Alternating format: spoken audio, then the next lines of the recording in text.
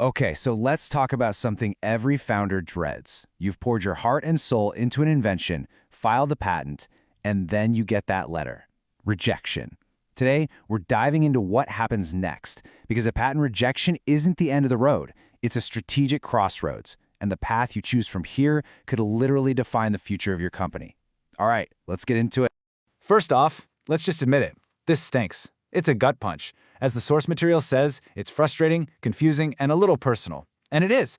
It feels like the world just hit the brakes on your big dream. That reaction is totally normal.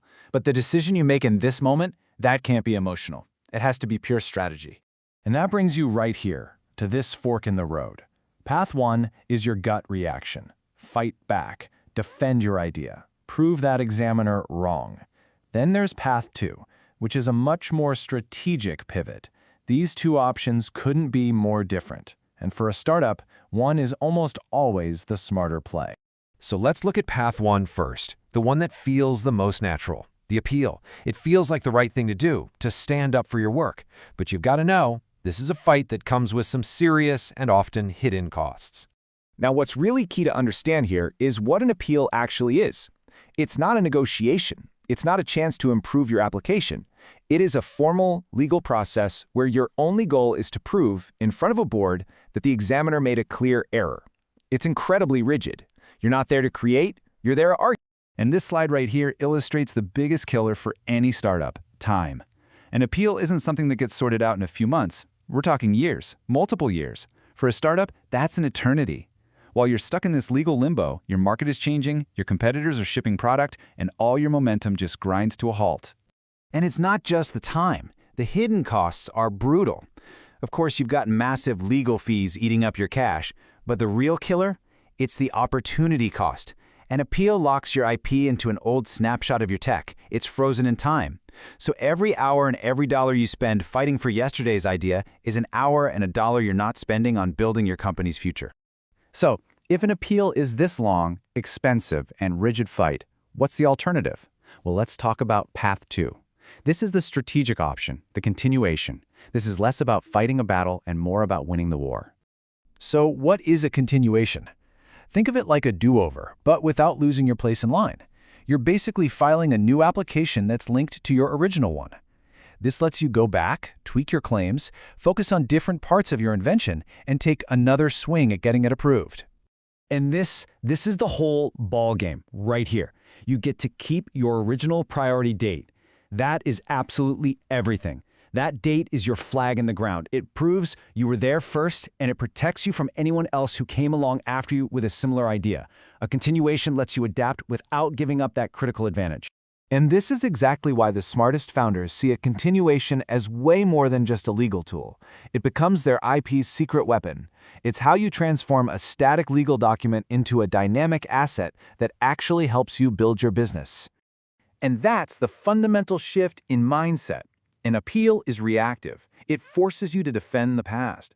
A continuation, on the other hand, is proactive. It lets your IP become a living strategy that can grow and change right along with your product and your market.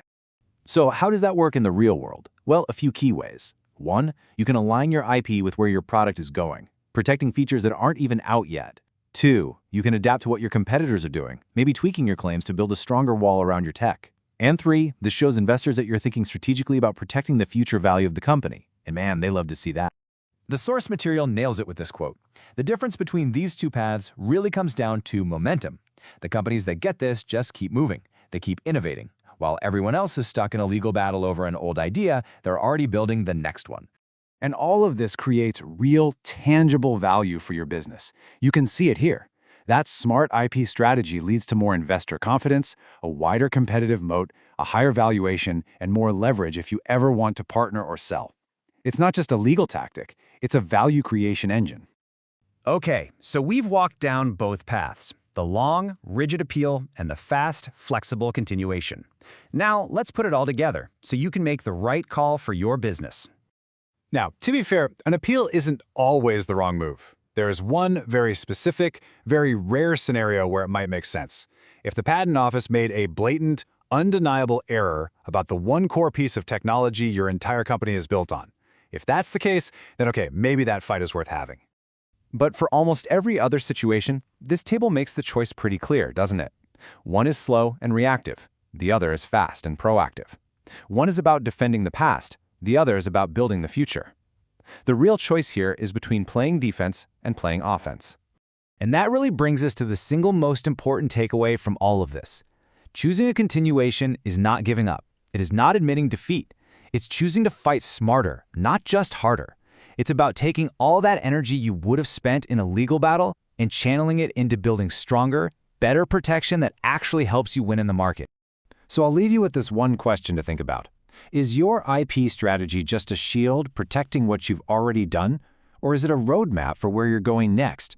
The answer tells you everything you need to know. Thanks for tuning in.